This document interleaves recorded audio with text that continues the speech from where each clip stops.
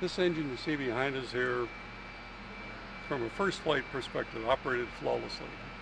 It did exactly what engineering staff said it was going to do. It operated exactly the way they said it was going to operate. But when you look at technology and how hard it is to develop technology, it's a tough job. It's really a tough job.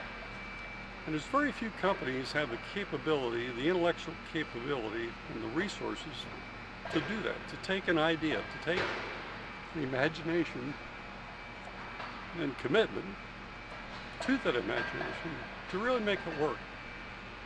GE probably is one of the few companies that can do that. And you look at our partners on this, and it takes companies and partners to make that happen.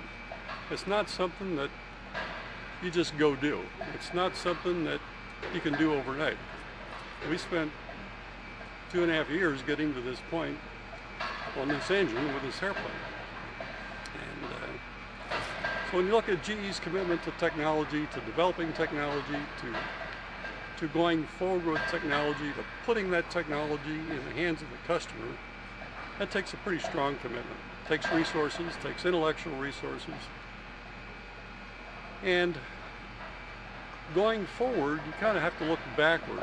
You look back to the days of Brian Rowe, where he pushed GE 90. And GE 90 was a push at that time. We said, right, this is going to be a great engine. We flew first flight, we knew it was going to be a great engine. But it took a few years, and it took the commitment of the company to make it a great engine. If you look at the 115 today in the marketplace, God, what an engine. And it's really terrific.